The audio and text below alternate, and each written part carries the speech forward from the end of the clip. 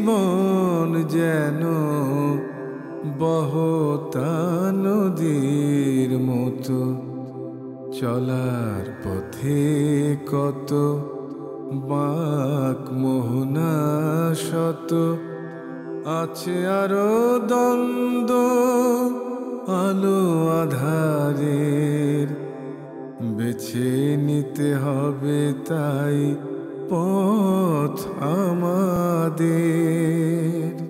আসসালামু আলাইকুম। প্রিয় দর্শক, আপনারা যারা দেশে আছেন প্রবাসে, সবাইকে জানাই অনেক অনেক প্রীতি ও শুভেচ্ছা। শুরু হলো এনটিভি আয়োজিত এবং লাভেল নিবেদিত টক শো আলোকপাত।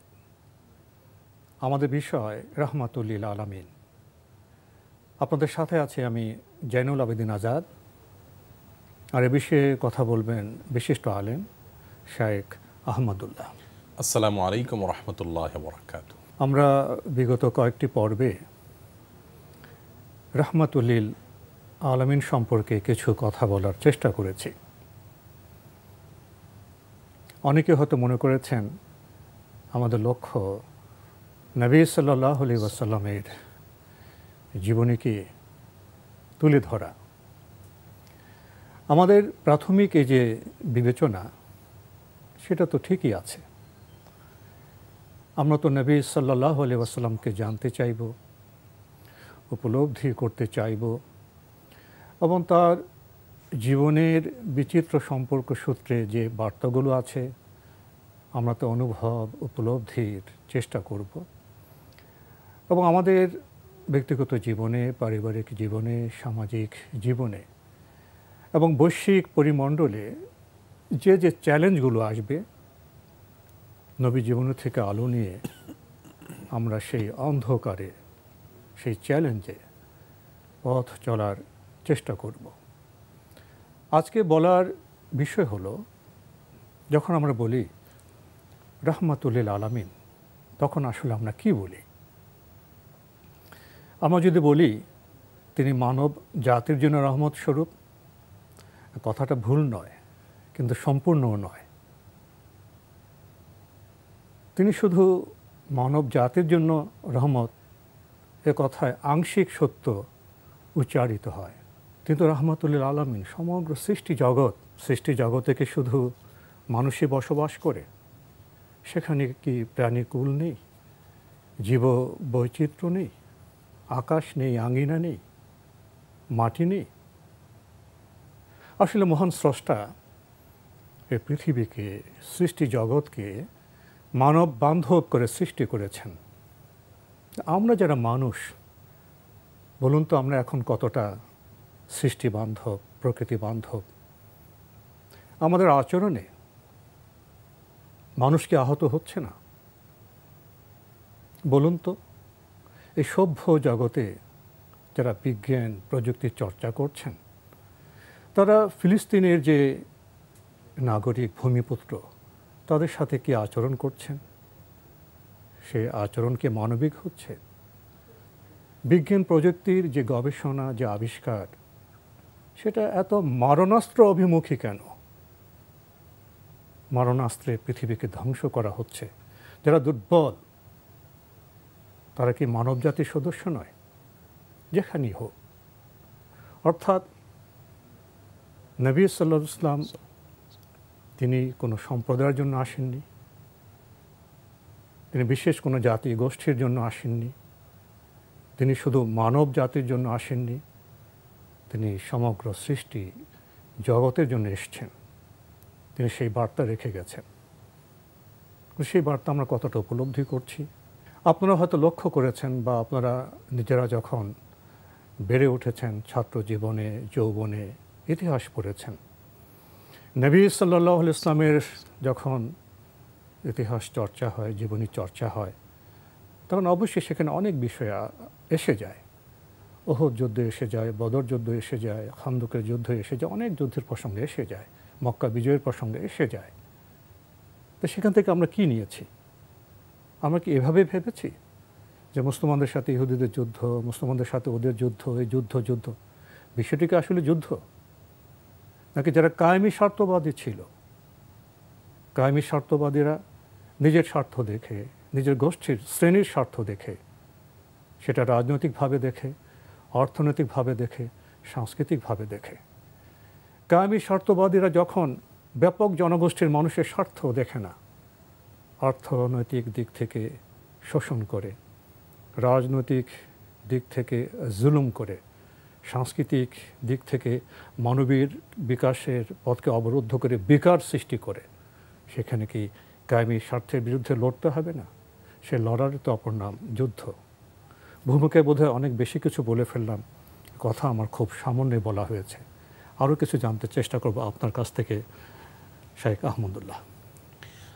ধন্যবাদ। আপনি, আমার মনে হয় যে আমাদের এই ধারাবাহিক যে গুরুত্বপূর্ণ একটি আয়োজন, একটি বিষয়কে কেন্দ্র করে রহমতুল্লাহ আলমিন, এটির মূল প্রেক্ষাপট আপনি তুলে ধরেছেন। ঠিকই, প্রিয় নবী সাল্লাল্লাহু আলাইহি সাল্লামের শুধু জীবনীকে যদি আমরা বলে যাই আর শুনে যাই, তাতে কিন্তু আমাদের মূল লক্ষ্যে আমরা পৌঁছতে পারবো না। বরং প্রিয় নবী সাল্লাল্লাহু আলাইহি সাল্লামের জীবনকে আমরা যদি আমাদের জীবনের সাথে আমরা সেটাকে ধারণ করতে পারি, তার জীবন দর্শনকে আমরা ধরতে পারি, তাহলে বোধহয় আমরা আমাদের কাঙ্ক্ষিত জায়গায় আমরা পৌঁছতে পারবো। আর সেজন্য তার জীবনের প্রতিটি পদক্ষেপ যেগুলো আমরা সিরাতের গ্রন্থসমূহ থেকে বা হাদিস গ্রন্থসমূহ থেকে পাই, সেগুলো যখনই আমরা উপস্থাপন করি, আমাদের সেটাকে নিয়ে একটু ভাবা উচিত, উপলব্ধি করা দরকার, এবং আমাদের জীবনে সেটা কিভাবে আমরা বাস্তবায়ন করতে পারি এবং সেখান থেকে আমাদের শেখার জায়গাটা কোনটি সেটিকে দেখা দরকার। আর শুধুমাত্র আমাদের নবীজি রহমতুল্লাহ আলামিন তা তো নয়, আল্লাহ তাআলা কোরআন সম্পর্কে বলেছেন এটা হুদাল্লিল আলামিন, গোটা সৃষ্টি জগতের জন্য এটা গাইড বুক, শুধুমাত্র মানুষদের জন্য না, পথ প্রদর্শক। সেই সাথে আপনার আল্লাহ তাআলা নিজেকে পরিচয় দিয়েছেন রব্বুল আলামিন, তার রাসূলকে পরিচয় রহমতুল্লাহ আলামিন। সব জায়গায় আলামিন আলামিন শব্দটা ব্যবহার করে আল্লাহ রাব্বুল আলামিন বোধহয় আমাদেরকে বার্তা দিতে চেয়েছেন যেন আমাদের মধ্যে চিন্তার প্রসারতা হয়, আমরা যেন নির্দিষ্ট গণ্ডির মধ্যে না ভাবি, আমরা যেন সৃষ্টি জগৎ সম্পর্কে ভাবতে, জগৎ সম্পর্কে, সমগ্র মানব জাতি সম্পর্কে ভাবতে পারি, সমস্ত সৃষ্টি জগৎ যেন আমাদের দৃষ্টিতে থাকে এবং দৃষ্টি যেন অনেক বেশি প্রশস্ত থাকে। সেজন্য হয়তো আল্লাহ রাব্বুল আলামিন এই বিষয়গুলো আমাদেরকে এভাবে করতে বলেছেন। এবং প্রিয় নবী সাল্লাল্লাহু আলাইহি সাল্লামের জীবন ইতিহাস আমরা যখন জানবো, এই দৃষ্টিভঙ্গি থেকে যখন জানবো, তখন ইনশাআল্লাহ বিদিনিল্লাহ সেটি থেকে আমরা অনেক বেশি উপকৃত হতে পারবো। আমাদের জীবনে সেটি প্রভাব অনেক বেশি, আমরা ক্ষুদ্রতাকে পরিহার করে ব্যাপক মহত্তর একটি প্রেক্ষাপটে আমরা চলে যেতে পারবো ইনশাআল্লাহ। তো সংক্ষিপ্ত সময়ে আমরা আজকে আর এই বিষয়ে বেশি কথা বলতে চাইবো না। এখন আমরা সুনির্দিষ্ট বিষয়ে আসতে চাইব।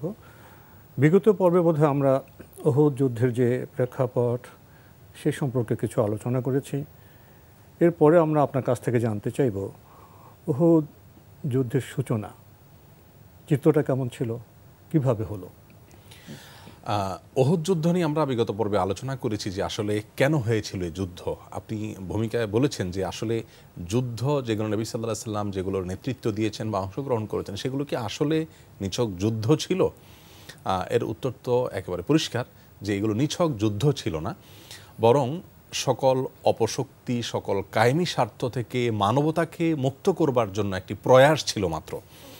এবং আমরা দেখেছি যে উহুদ যুদ্ধের আগে পৃথিবীর ইসলামের ইতিহাসের প্রথম যে সম্মুখ সমর ছিল বদরের, সেটিও মক্কার সেই কায়েমি স্বার্থবাদীরা, আধিপত্যবাদীরা, যারা মানুষকে তার মাতৃভূমি থেকে বের করে দিয়েছিল, সাহাবীদেরকে হিজরত করতে বাধ্য করেছে, উৎখাত করেছে, ঘর বাড়ি থেকে তাদের নির্মমভাবে তাড়িয়ে দিয়েছে। সেই সন্ত্রাস, সেই জুলুম, সেই দখলদারিত্ব আজও পৃথিবীতে আছে। পৃথিবীর বিভিন্ন প্রান্তে প্রান্তে আমরা দেখছি মানুষকে তার মাতৃভূমিকে থাকতে দেওয়া হচ্ছে না, তাদেরকে উৎখাত করে দেওয়ার অপচেষ্টা চালাচ্ছে, দখলদারিত্বের মানসিকতা সেখানে থাকছে। মানে ভূমিপুত্রদেরকে তাদের উচ্ছেদ করে তাদেরকে এখন উদ্বাস্তুতে পরিণত করেছে। তো ঠিক এই জিনিসটাই ছিল 1400 বছর আগের চিত্র। সেই চিত্রটাই এখন একই বিষয়টা হয়তো ভিন্ন রূপে ভিন্ন জায়গায় হয়তো বাস্তবায়ন হচ্ছে। মানুষের সেই চরিত্র সেটি রয়েছে।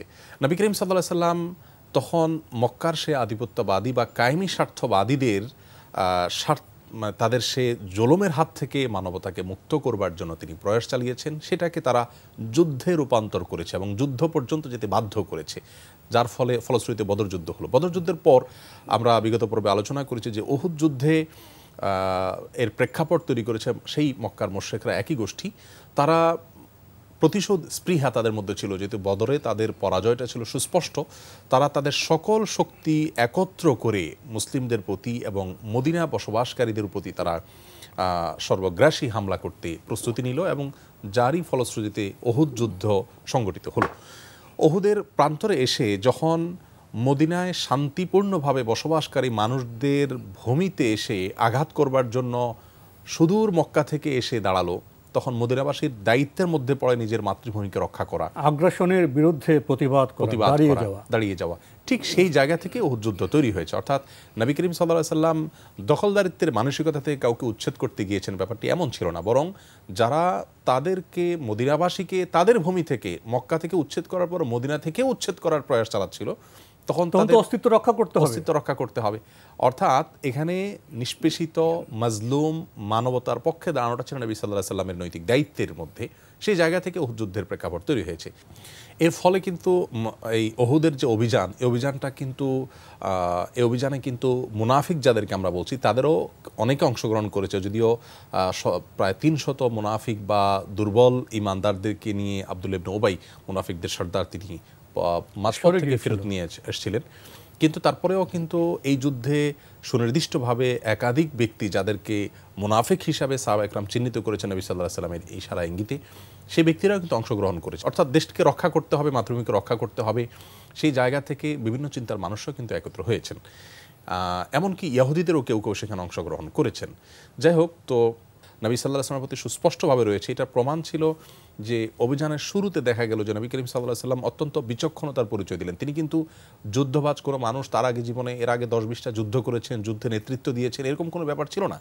যে মক্কার কাফিররা, মুশরিকরা মুসলিমদের অস্তিত্বের বিরুদ্ধে আগ্রাসন চালালো, তারা ওহুদ যুদ্ধের দিকে এগিয়ে আসলো। এই চ্যালেঞ্জ রাসূল সাল্লাল্লাহু আলাইহি ওয়াসাল্লাম কীভাবে মোকাবেলা করলেন? নবী করিম সাল্লাল্লাহু আলাইহি সাল্লাম যুদ্ধের শুরুটাকে যেভাবে সাজালেন সেটি ছিল পৃথিবীর ইতিহাসে, বিশেষ করে নবী সাল্লাল্লাহু আলাইহি সাল্লামের জীবন ইতিহাসের মধ্যে অত্যন্ত গুরুত্বপূর্ণ একটি দিক। তিনি 50 জন তীরন্দাজ এর বাহিনী একটি ঠিক করলেন এবং তাদের নেতৃত্ব দিলেন আব্দুল্লাহ ইবনে জুবায়ের নামক একজন আনসারী সাহাবীকে, যিনি তীরন্দাজ হিসাবে অত্যন্ত প্রখ্যাত ছিলেন এবং তার অভিজ্ঞতা ছিল অনেক বেশি। 50 জন তীরন্দাজ বাহিনীকে দিয়ে আমাদের সমাজের দর্শক শ্রোতাদের অনেকেই নিশ্চয়ই মদিনায় গিয়েছেন এবং ওহুদে প্রায় সব হাজী সাহেবরাই যেয়ে থাকেন, যেহেতু মদিনার মসজিদে নববীতে খুব নিকটবর্তী একটি জায়গা। তো সেখানে যে ছোট্ট পাহাড়টিকে আমরা ওহুদের পাহাড় হিসাবে জানি এবং সেখানে আমরা অনেকে ওঠার চেষ্টা করি, সেই স্মৃতি বিজড়িত জায়গাটাকে দেখার চেষ্টা করি, কাছে থেকে অনেকে ছুঁয়ে দেখার চেষ্টা করেন। এই পাহাড়টার ঠিক পেছনে যে বিশাল উঁচু বড় পাহাড় দেখা যায়, এটাকে আজকাল জাবালুর রুমাত বলা হয়। জাবালুর রুমাতের অর্থ হলো তীরন্দাজ বাহিনীদের পাহাড়। এই নামকরণের কারণ হলো যে এই পাহাড়ের চূড়ায় নবী করিম সাল্লাল্লাহু আলাইহি সাল্লাম 50 জন সাহাবীকে দায়িত্ব দিলেন যে তোমরা উপরে তীর নিয়ে অপেক্ষা করবে, যখনই আমাদের উপর আক্রমণ করতে আসবে, আমাদের মদিনার উপর আক্রমণ করতে আসবে মক্কার মুশরিকরা, তখন তোমরা উপর থেকে তাদেরকে পেছনের দিক থেকে আক্রমণ করবে। আমরা পাহাড়ের এই পাশ থেকে লড়াই করব, তোমরা পাহাড়ের অপর দিক থেকে যারা আসে তাদেরকে রণকৌশল। এই সমস্ত রণকৌশলগুলো নবী করিম সাল্লাল্লাহু আলাইহি সাল্লাম কোত্থেকে পেলেন? তিনি তো আমরা আগেই বলেছি যে বহু যুদ্ধ করেছেন এর আগে, এমন নয়, কিন্তু আল্লাহ রাব্বুল আলামিন তাকে যে সরাসরি দিক নির্দেশনা করেছেন এবং তিনি যে ওহী দ্বারায় গাইডলাইন প্রাপ্ত, এখান থেকে কিন্তু বোঝা যায়। শুধু এটাই নয়, নবী করিম সাল্লাল্লাহু আলাইহি সাল্লামের অবস্থানটা ছিল এখানে অত্যন্ত কৌশলী অবস্থান। অনেক ইতিহাসবিদগণ, বিশেষ করে আমরা হিকুল মাকতুমের কথা বলতে পারি, ইবনে ইসহাকের কথা বলতে পারি, অনেকে উল্লেখ করেছেন যে নবী করিম সাল্লাল্লাহু আলাইহি সাল্লাম সেখানে উপস্থিত হয়েছেন পরে, আর মক্কা থেকে যারা আগ্রাসন চালাবার জন্য এসছেন তারা কিন্তু আগে চলে এসছেন। অতএব যারা যুদ্ধক্ষেত্রে আগে চলে আসে তারা ভালো জায়গাটা নির্বাচন করার, বেছে নেওয়ার সুযোগ তাদের থাকে। কিন্তু এখানে দেখা গেল উল্টা, নবী করিম সাল্লাল্লাহু আলাইহি সাল্লাম গেলেন পরে, উপস্থিত হলেন পরে, কিন্তু সেখানে যাওয়ার পরে তিনি জাবালুর রুমা, যেটাকে বিশাল বড় পাহাড় আমরা এখনও দেখতে পাই মদিনায় গেলে, সেই পাহাড়টাকে তিনি পেছনের দিকে রেখে দাঁড়ালেন।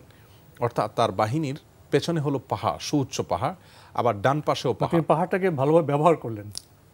ব্যবহারটা এভাবে হলো যে দুইভাবে হলো। একে তো যোদ্ধাদের মধ্যে, সাহাবীদের মধ্যে, মদিনা মানুষদের মধ্যে একটা চিন্তা আসলো যে আমাদের এই মাতৃভূমির প্রতি, তারা যে আমাদের দেশের প্রতি যে তারা আগ্রাসন চালাতে এসছে, আমাদের সামনে এখন যুদ্ধ জয় ছাড়া বিকল্প কোনো পথ নেই। পেছনে পাহাড়, সামনে অস্তিত্বের সংকট, পেছনে পাহাড় আর সামনে শত্রুপক্ষ। অতএব আমাকে এই যুদ্ধে বিজয় ছাড়া আর বিকল্প কোনো পথ নিয়ে চিন্তা করার কোনো সুযোগ নেই, আমার জন্য সেটা খোলা নেই, এটি একটি বার্তা গেল। আবার অপর দিক থেকে চতুর্মুখী হামলা হওয়ার যে একটা শঙ্কা থাকে সে যুগের সম্মুখ যুদ্ধে, সেই সংখ্যাটা অনেকখানি থাকলো না এখানে, কারণ পেছনে এবং ডানে দুই পাশে পাহাড় থাকার কারণে পেছন থেকে এবং ডান পাশ থেকে আর কেউ হামলা করার কোনো সুযোগ থাকলো না। এই যে একটা কৌশলী অবস্থান, সেই সাথে উঁচু একটা জায়গাকে নির্বাচন করে নিজেদের অবস্থান সেখান থেকে নেতৃত্ব দেওয়া, এটি নবী সাল্লাল্লাহু আলাইহি ওয়াসাল্লাম সেখানে করেছেন। এবং শাওয়ালের ৭ম তারিখে ৭ শাওয়াল শনিবার সকালে এই ঘটনাটি ঘটে। নবী করিম সাল্লাল্লাহু আলাইহি ওয়াসাল্লাম সেখানে উপস্থিত সাহাবীদেরকে একটা ভাষণ দিলেন, ভাষণ দিয়ে তাদেরকে উদ্বুদ্ধ করলেন এবং তিনি যে লৌহবর্ম পরেছিলেন সেই লৌহবর্ম স্বভাবগতভাবে সবসময় তিনি একটি লৌহবর্ম পরতেন, কিন্তু এই যুদ্ধে তিনি ডাবল লৌহবর্ম পরলেন। ডাবল লৌহবর্ম পরার মাধ্যমে সাহাবীদের কাছে একটা বার্তা গেল যে বোধহয় আমাদেরকে অনেক বেশি সিরিয়াস হতে হবে এই যুদ্ধে, কারণ নবী করিম সাল্লাল্লাহু আলাইহি ওয়াসাল্লাম বার্তা দিয়ে দিলেন, একটা চমৎকার বার্তা, কঠিন যুদ্ধ হবে। সেই সাথে নবী করিম সাল্লাল্লাহু আলাইহি ওয়াসাল্লাম সেই যুদ্ধে সাহাবীদেরকে লক্ষ্য করে বললেন যে আমার এই তরবারিটা আমি একজনকে দিতে চাই, কে নিবে? তখন সাহাবীদের মধ্যে থেকে আলী, তারপরে যে জুবাইর ইবনুল আওয়াম রাদিয়াল্লাহু তাআলা আনহু, সিনিয়র অনেক সাহাবা ইকরাম আকাঙ্ক্ষা পেশ করলেন, ইয়া রাসূলুল্লাহ আমাকে দিন। ওমর রাদিয়াল্লাহু তাআলা চাইলেন যে ওনাকে যেন দেওয়া হোক। নবী করিম সাল্লাল্লাহু আলাইহি ওয়াসাল্লামের কাছে এরপরে চাইলেন একজন এমন সাহাবী যিনি মদিনা থেকে আসেন নাই, মদিনা মুহাজির সাহাবী, আনসারী সাহাবী আবু দুজানা রাদিয়াল্লাহু তাআলা আনহু। তাকে নবী করিম সাল্লাল্লাহু আলাইহি ওয়াসাল্লাম বললেন যে এই তরবারির হক যে আদায় করতে পারবে আমি তাকে দেব। তখন তিনি বলেন ইয়া রাসূলুল্লাহ এর হকটা কি? তখন তিনি বলেছেন যে আল্লাহর দুশমন, মানবতার দুশমন, তাদেরকে অবদমিত করার আগ পর্যন্ত তুমি তরবারি ব্যবহার করবে। তখন আবু দুজানাকে নবী সাল্লাল্লাহু আলাইহি ওয়াসাল্লাম তরবারিটা দিলেন। তার কাছে একটা ছোট তেনা ছিল, কাপড়ের টুকরা ছিল লাল। তিনি যুদ্ধে সাধারণত মাথায় এটা বেঁধে নিতেন এবং এটা বেঁধে নেওয়ার মাধ্যমে তিনি একটা বার্তা দিতেন যে আমি আমরণ লড়ে যাব এবং পরাজয় বরণ করব না। যাই হোক, এরপরে যুদ্ধের প্রস্তুতি শুরু হলো। এখানে এসে একটু বলতে হয় যে মক্কা থেকে আবু সুফিয়ানের নেতৃত্বে যারা মদিনাবাসীকে সমূলে ধ্বংস করার জন্য এসেছিল, আগ্রাসন চালাতে এসেছিল, তাদের মধ্য থেকে একটা প্রাথমিক প্রচেষ্টা ছিল মুসলমানদের মধ্যে ডিভাইড করা। আজকের যুগেও যেটা আমরা দেখতে পাই, ঠিক সে যুগে ডিভাইড অ্যান্ড রুল, হ্যাঁ, ডিভাইড অ্যান্ড রুলের যে ব্যাপারটা, এটা সে যুগেও ছিল, এখনও আছে, হুবহু একই পলিসি বলতে হয়, একই কৌশল। নবী করিম সাল্লাল্লাহু আলাইহি ওয়াসাল্লামের সাথে থাকা সাহাবীদেরকে বিভক্ত করবার জন্য তারা দুটি কৌশল অবলম্বন করলো। প্রথমত, আবু সুফিয়ান এসে মদিনার আনসারী সাহাবীদের ভিতরে প্রবেশ করলো শুরুতে, করে বলল দেখো তোমাদের সাথে আমাদের কোনো বিরোধ নেই এবং তোমাদের সাথে আমরা লড়াই করতে চাই না, আমাদের বংশীয় মুহাম্মদ, তার সাথে আমাদের বোঝাপড়া, অতএব তোমরা যদি তাকে আমাদের হাওলা করে দাও, আমরা তার সাথে বোঝাপড়া করি, তাহলে তোমাদের সাথে আমাদের যুদ্ধ করার কোনো প্রয়োজন নেই। তারা চেয়েছিল যে ডিভাইড করে মুসলমানদের শক্তিকে অর্ধেক করে ফেলা, তাতে তারা জেতাটা সহজ হতো। কিন্তু আনসারী সাহাবীরা সেই সুযোগ দেননি। সাহাবা ইকরাম অত্যন্ত বলিষ্ঠভাবে বললেন যে না, ন্যায় এর সংগ্রামের ক্ষেত্রে আমরা একে অন্যের সাথে কাঁধে কাঁধ মিলিয়ে কাজ করব, এখানে কোনো ভেদাভেদ নেই, কে মদিনা থেকে এসেছেন, কে মক্কা থেকে এসেছেন, কে রিফিউজি। আসলে এটি তো এই জন্যই হয়েছে যে নবী করিম সাল্লাল্লাহু আলাইহি ওয়াসাল্লাম গোটা মদিনাবাসীকে আস্থায় আনতে পেরেছেন, অর্থাৎ সবাইকে এই বিষয়ে নিশ্চয়তা দিতে পেরেছেন যে আমি তোমাদের প্রত্যেকের মুক্তির জন্য এসেছি, শান্তি দেব, সমৃদ্ধি দিব, ইনসাফ দিব, তোমাদের সমৃদ্ধির নিশ্চয়তা দেব, সবাই যার যার মতো ব্যবসা করতে পারবে, উন্মুক্তভাবে প্রত্যেকটা ব্যক্তি যার যার মতো উপার্জন করতে পারবে, সামান্য কয়েকটা মানুষের কাছে গোটা সমাজ জিম্মি থাকবে না, গোটা অর্থনীতি কয়েকটা মানুষের মুখের দিকে চেয়ে থাকতে হবে না, প্রত্যেকেই স্বাধীনভাবে কাজ করার সুযোগ পাবে। এই বিষয়গুলো যখন নবী সাল্লাল্লাহু আলাইহি ওয়াসাল্লাম নিশ্চিত করেছেন, তখন মদিনার আনসারী সাহাবীদেরকে ওই যে প্ররোচনা করার চেষ্টা করেছে, সেই চেষ্টায় তারা সফল হয়নি, বরং আনসারী সাহাবীরা আরও বলিষ্ঠভাবে নবী সাল্লাল্লাহু আলাইহি ওয়াসাল্লামের পাশে ছিলেন।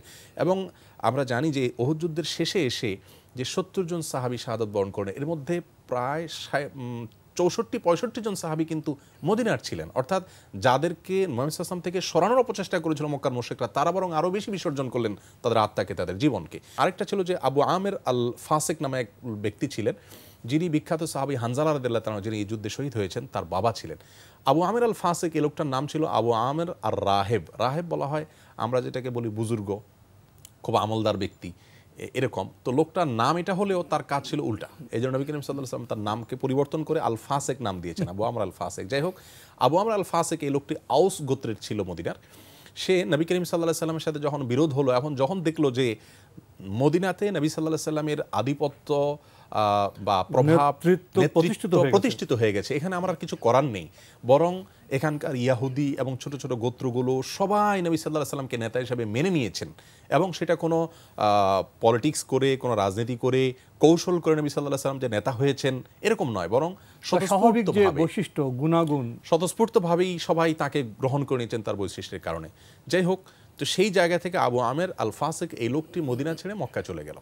সাধারণত মক্কা থেকে সাহাবীরা মদিনায় এসেছেন, কিন্তু এই লোকটা উল্টা করলো, মদিনা থেকে বলতে পারি যে হিজরত করে সে মক্কা চলে গেল এবং মক্কা গিয়ে তাদেরকে বলল যে উহুদ যুদ্ধে তোমরা যাচ্ছ, আমি একটা রোল প্লে করতে পারি, আর সেটা হলো সেখানে গিয়ে আমার গোত্রের যে আউস লোকেরা আছে আমি তাদেরকে যখন বলবো যে তোমরা আমার দলে চলে আসো, দেখবে যুদ্ধ থেকে মুহাম্মদের বাহিনী থেকে তারা আমার কাছে চলে আসবে। তো সেই পলিসিটা সে এখানে প্রয়োগ করলো এবং সেই কৌশলটা প্রয়োগ করে সে বলল যে আমি তোমাদেরই গোত্রের ভাই, অতএব তোমরা আমার সাথে চলে আসো। কিন্তু সাহাবা ইকরাম ওই যে ইমানের শক্তিটা এরকম, এই আবু আমের জানতো না যে এই আউস এই খাজরাজের লোকেরা যখন তাদের সে সাম্প্রদায়িকতার কারণে তারা একে অন্যের সাথে শুধুমাত্র সাম্প্রদায়িকতার ভিত্তিতে যুগ যুগ ধরে শতাব্দী ধরে লড়ে যেত, সে মানুষগুলো আর সেই জায়গায় নেই। মুহাম্মদ সাল্লাল্লাহু আলাইহি সাল্লামের আলো পেয়ে, তার সান্নিধ্য পেয়ে আল্লাহর বান্দা হয়ে গেছে। এখন তাদের কাছে এই সাম্প্রদায়িক বা গোষ্ঠীগত স্বার্থটা একেবারে গৌণ হয়ে গেছে। আবু আমের এখানেও ব্যর্থ হয়ে গেল এবং মুহাম্মদ সাল্লাল্লাহু আলাইহি সাল্লামের নেতৃত্বে তারা সবাই যুদ্ধ করলেন। মুসলিমদের মধ্যে যেরকম কয়েকজন নারী ছিলেন, মক্কার মুশরিকরা উল্লেখযোগ্য সংখ্যক নারী যোদ্ধাদেরকে আনছেন তাদেরকে উদ্বুদ্ধ করার জন্য এবং প্ররোচিত করবার জন্য। সেই জায়গা থেকে আবু সুফিয়ানের স্ত্রী হিন্দা ছিলেন, তিনি সহ তার নেতৃত্বে অন্যান্য নারীরাও সেখানে ভূমিকা রাখছিলেন। অর্থাৎ এই যুদ্ধটা ছিল সত্য এবং অসত্যের যুদ্ধ, এই যুদ্ধটা ছিল জালেম এবং মাজলুমের যুদ্ধ, এবং এই যুদ্ধটা ছিল শান্তিকামী মানুষদের অস্তিত্ব রক্ষার যুদ্ধ। তো এই ছিল মোটামুটি যুদ্ধের সূচনা। অনেক কথা তো ছিল, সময় তো ফুরিয়ে যায়, আজকেও ফুরিয়ে গেল। তো এখানে আমাদের আজকে শেষ করতে হচ্ছে, অন্য সময় ইনশাআল্লাহ আমরা আপনার কাছ থেকে আরও জানার চেষ্টা করব। শেখ আহমদুল্লাহ, আপনি কষ্ট করে আমাদের স্টুডিওতে এসেছেন, সময় দিয়েছেন, সেজন্য আপনাকে অনেক ধন্যবাদ। আপনাকে অনেক অনেক ধন্যবাদ। প্রিয় দর্শক, আমরা দেখছিলাম এনটিভি আয়োজিত এবং লাভেলো নিবেদিত টক শো আলোকপাত। আমাদের অনুষ্ঠান আপনারা এনটিভি অনলাইনেও দেখতে পারবেন, ভিজিট করুন www.ntvbd.com। এছাড়া ইউটিউবে এবং আমাদের ভেরিফাইড ফেসবুক পেজ অনুষ্ঠান দেখতে পারবেন। সংক্ষিপ্ত সময়ে আমরা দেখলাম উহুদ যুদ্ধের মধ্যেও দার্শনিক বার্তা ছিল, অর্থাৎ যারা কায়েমি স্বার্থ তারা তাদের ব্যক্তিগত স্বার্থে, সম্প্রদায়গত স্বার্থে, গোত্রগত স্বার্থে মানুষকে ভুল পথে, ভুল অভিযাত্রায় নিয়ে যায়। আর যারা আল্লাহ রসুল, যারা মানুষকে মুক্তি দিতে এসছে, যারা শান্তি প্রতিষ্ঠা করতে এসছেন, যারা ইনসাফ প্রতিষ্ঠা করতে এসছেন, তারা তো সবসময় কায়েমি স্বার্থের বিরুদ্ধেই লড়ে যাবে। এখানেও আমরা সে চিত্র লক্ষ্য করলাম। আগামীতে এই বিষয়ে ইনশাআল্লাহ আমরা আরও বেশি কিছু জানার চেষ্টা করব। প্রিয় দর্শক, মহান আল্লাহ আমাদের সবাইকে নিরাপদে রাখুন, রাখুন শান্তিতে। আসসালামু আলাইকুম। চলার পথে কত বাঁক মোহনা শত, আছে আরো দ্বন্দ্ব আলো আধারের, বেছে নিতে হবে তাই পথ